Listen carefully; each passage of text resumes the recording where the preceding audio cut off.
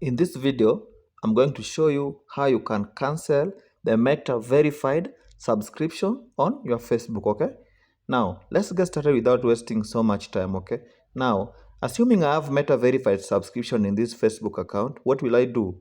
The first step to do is to click on your profile picture at the very bottom, this one here. Then, you can click on that one at the bottom, or you can even click on the one at the top. Doesn't make any difference. Now, after doing that, you will see some buttons to the very top. Here, look to the top, to the far right at the top. There are three dots that are circled. Just click on that circled three dots, okay?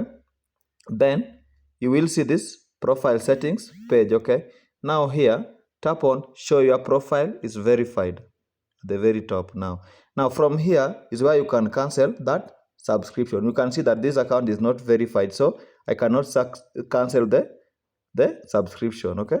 Now that is how you can cancel the Meta verified subscription. Thank you guys for watching. Let's meet in the next video.